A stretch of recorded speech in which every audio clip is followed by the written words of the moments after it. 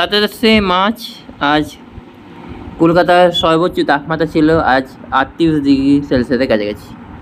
আগামীকাল 40-এর কাছাকাছি চলে যাবে বা 40 ডিগ্রির কাছাকাছি চলে যাবে, সেটা আপনাদেরকে জানাবো।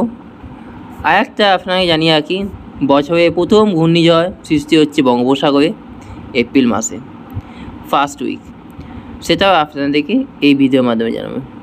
তো চলুন তাহলে, এখানে দেখা যাচ্ছে স্যাটেলাইটসে যে পুরো ইন্ডিয়া এই মুহূর্তে পরিষ্কার রয়েছে। শুধুমাত্র ভুবনেশ্বরের কাছে ছিটেফোঁটা বৃষ্টি হচ্ছে, এই মুহূর্তে হচ্ছিল, এখন কিন্তু কমে গেছে।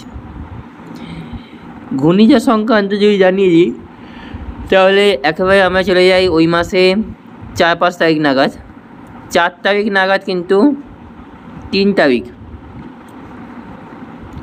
2 তারিখ নাগাদ কিন্তু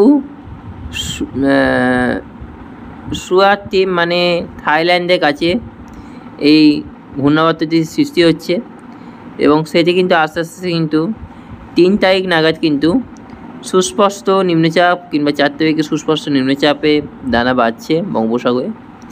তারপর আপনাকে দেখিয়ে দিই যে 5 তারিখ নাগাদ নিম্নচাপে পরিণত হচ্ছে, 5 তারিখ নাগাদ নিম্নচাপে পরিণত হচ্ছে এবং তারপর যে দেখা যাচ্ছে যে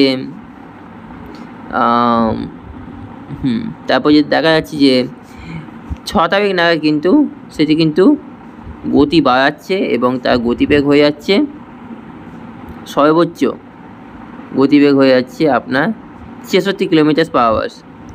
7 তারিখে সেটা কিন্তু কোথাও 90, 7 তারিখে দুপুরবেলা যদি চলে যায়, দুপুরবেলা দেখা যাচ্ছে 80 কিলোমিটার/আওয়ার উইন্ড গাস্ট যদি চলে যায়, একেবারে উইন্ড গাস্টিং মোডে সেটা হয়ে যাচ্ছে 121, 120 কিলোমিটার/আওয়ার বা 130ও দেখা যাচ্ছে, 130 কিলোমিটার/আওয়ার, মানে ভয়ঙ্কর থেকে ভয়ঙ্কর।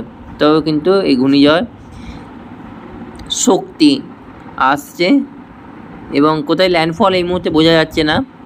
8 তারিখে না কিন্তু সেটি কিন্তু মোচড় দিচ্ছে এবং 8 তারিখে কিন্তু অতি প্রবল ঘূর্ণিঝড় চলেছে এবং মেইন যে সেন্টার সেখানে কিন্তু 164 কিলোমিটার গাস্টিং, সেটা কিন্তু সাইক্লোন থেকে প্রবলতর সাইক্লোনে কিন্তু পরিণত হচ্ছে এবং 172 কিলোমিটার/আওয়ার, মানে ঘূর্ণিঝড় সেটি কিন্তু টান হয়ে কিন্তু উত্তরের দিকে এগোতে গিয়ে কিন্তু এই আপনার মায়ানমারের কাছে কিন্তু আপনার সেটা কিছুটা এফেক্ট ফেলবে মায়ানমারের কাছে, এবং কতটা এফেক্ট ফেলবে আমাদের ওয়েস্ট বেঙ্গলে বা ভুবনেশ্বর বা ইন্ডিয়াতে সেটা এখন দেখার বিষয়। যদি 164 কিলোমিটার/আওয়ার বেগে কিন্তু যদি আসে এই ঘূর্ণিঝড়, তাহলে ধ্বংসলীলার তাণ্ডব কিন্তু আরও বাড়বে এবং ক্ষতি কিন্তু বিশাল হবে। সে যেখানেই হোক, আমাদের বিজয়বাড়া, বিশাখাপত্তনম, ভুবনেশ্বর, উড়িষ্যা, কটক, পুরী, কলকাতা, বাংলাদেশ, চট্টগ্রাম এবং মায়ানমারের কাছে যদি কোথাও যদি আছে পড়ে, সেই ধ্বংসলীলা কিন্তু অনেক বেশি হবে। এবং বছরের প্রথম ঘূর্ণিঝড়, তার নাম হচ্ছে শক্তি, আর নামকরণ করা হয়েছে শ্রীলঙ্কা। এই শক্তি নামকরণ করেছে শ্রীলঙ্কা। এবার রেন অ্যান্ড থান্ডার্সে চলে যাই। রেন অ্যান্ড থান্ডার্সে গিয়ে আজকে তো কোথাও কিন্তু কোনো বৃষ্টির সম্ভাবনা নেই, পরবর্তীকালে কিন্তু বৃষ্টির সম্ভাবনা আপাতত দেখছি না। সেই আপনার 8-9 তারিখ, 7-8 এবং 9 তারিখ না কিন্তু একটা বৃষ্টির সম্ভাবনা রয়েছে এবং বাংলাদেশেও কিছু বৃষ্টির সম্ভাবনা রয়েছে। যদি ঘূর্ণিঝড়ের গতিবেগ যদি আমাদের গতিপথ যদি আমাদের যে কলকাতার দিকে থাকে, তাহলে বৃষ্টি অবশ্যই আসছে আগামী 8-9 তারিখ নাগাদ। সেটা কনফার্ম হয়ে যাবে 4-5 তারিখ নাগাদ একেবারে। এবার আমরা টেম্পারেচার দিয়ে ভিডিওটা শেষ করি। টেম্পারেচার এই মুহূর্তে কলকাতায় 28 ডিগ্রি সেলসিয়াসের কাছে আছে, 28, খড়গপুর 26, চন্দ্রনগর 26, আরামবাগ 23, বর্ধমান 25, কাটুয়া, সিউড়ি 24-25-এর ভেতর, নলহাটি, দেউলিয়ান 24-এর ভেতর, মালদা মুর্শিদাবাদে আছে 23 এবং শিলিগুড়ি আলিপুরদুয়ারে আছে 24 ডিগ্রি এবং পুরো বাংলাদেশ রয়েছে আপনার 24 থেকে 26 ভেতর। আগামীকাল টেম্পারেচার সকালবেলায় 26 থাকবে কলকাতায়, দুপুরে নাগাদ পিক টাইম দুটো নাগাদ দেখা যাচ্ছে কলকাতায় 39 ডিগ্রি সেলসিয়াসের কাছাকাছি থাকবে কালকে। আগামীকাল কলকাতায় টেম্পারেচার 39, চন্দননগর 37, খড়দা 38, তমলুক, উলুবেড়িয়া, বাগনান 36 ডিগ্রি সেলসিয়াসের কাছাকাছি, 35 হচ্ছে কোলাঘাট। এদিকে যদি চলে যায় খড়গপুর, এদিকে 38, চন্দ্রকোনায় 37 ডিগ্রি, আরামবাগ 35, বর্ধমান 36, কাটোয়া 38।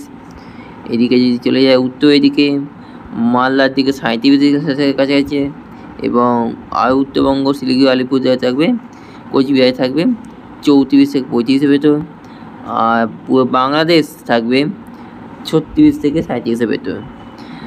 আগামীকাল বিকেলের পর থেকে 25 ভেতর চলে যাবে, এবং পরের দিন 29 তারিখ নাগাদ দেখা যাচ্ছে কলকাতায় 38 থাকবে। তারপর একটু টেম্পারেচার নামবে কালকের পর থেকে, এবং আবার 31 তারিখ থেকে কিন্তু বাড়বে 38, 35 ভেতরেই কিন্তু থাকবে এই টেম্পারেচার। সো আজকে এই পর্যন্ত, আর কোথাও বৃষ্টির সম্ভাবনা নেই এই মুহূর্তে।